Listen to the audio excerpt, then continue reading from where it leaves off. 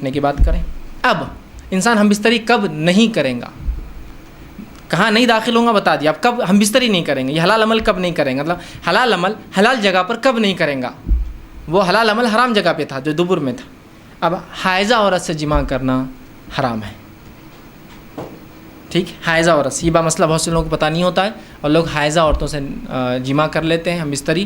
یہ بہت سنگین جرم ہے, یاد رکھیں. نبی اکرم صلی اللہ علیہ وسلم کی اس تعلق سے بہرحال قرآن نے خود کہا اور فرمایا, جو ہے سورہ بقرہ سورہ نمبر 2 اس کی آیت نمبر 222 میں اللہ نے فرمایا اور کہا وَيَسْأَلُونَكَ عَنِ الْمَحِيضِ, یہ تم سے سوال کرتے ہیں حیض کے تعلق سے.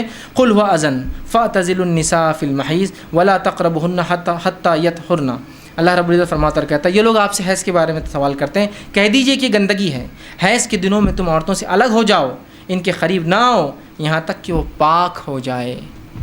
ٹھیک ہے, تو حیض کی حالت میں آپ ہم بستری نہیں کر سکتے جب تک کہ وہ پاک نہ ہو جائے. وہ یہ ہے کہ آپ جو ہے غسل کر لیں اور اس کے بعد ہم بستری کریں. ایسا حائضہ عورت ہے, حیض ختم ہوا, غسل کر لے, پھر ہم بستری, زیادہ بینیفیشل, زیادہ فائدہ مند ہے. ٹھیک, اسی طرح حائضہ عورت سے اگر کوئی جماع کر لے تو یہ حرام ہے. اس کی دلیل میں نے آپ کو پہلے رکھ دی تھی. آپ صلی اللہ علیہ وسلم نے فرمایا جو شخص حائضہ سے ہم بستری کرے, دبر میں داخل ہو اور کاہن کے پاس جائے, اس نے اس چیز کا انکار کیا جو محمد صلی اللہ علیہ وسلم پر نازل ہوئی. کتنا سخت جرم ہے. دوسرا, جو حیض کی حالت میں بیوی سے ہم بستری کرے اس کا کفارہ آدھا نصف دینار یا 1 دینار ہے. دینار, اور دینار سونے کا سکہ ہوتا تھا, اور 1 دینار 4 گرام کا اور نصف دینار 2 گرام سونا ہوتا ہے. تو یہ صدقہ دینا پڑے گا آپ کو, 2 گرامس آف گولڈ اور 4 گرامس آف گولڈ. ٹھیک, اگر آپ نے یہ کام کیا کہ آپ نے بیوی سے اس حالت میں ہم بستری کی. اگر یہ بھی نہ ہو تو جو کچھ صدقہ کر سکتے کیجیے. ایک غلط فہمی کیا ہوتی ہے, وہ اس کا ازالہ یہاں کر رہا ہوں, وہ ضروری ہے کہ ایک ترمذی کی ایک روایت, لیکن یاد رکھیے یہ روایت صحیح نہیں ہے.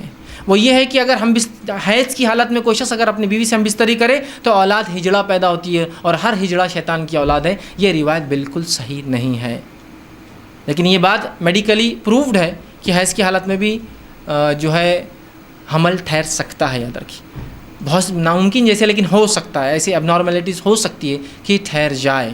ٹھیک, ناممکن جیسی چیز نہیں ہے, ویسے ہوتا نہیں لیکن ہو سکتا ہے. یاد رکھیے, تو آپ جو روایت ہے کہ ہجڑا, بہرحال یہ روایت صحیح نہیں ہے, لیکن یہ بہت سنگین جرم ہے اور ہم کو اس سے قطعاً اس کے قریب جانے کی کوشش نہیں کرنا چاہیے.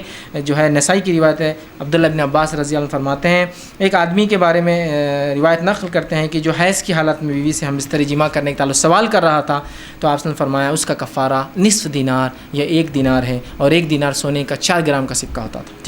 ٹھیک, اسی طرح اب حائضہ عورت سے پھر کیا کیا جا سکتا ہے, کہاں تک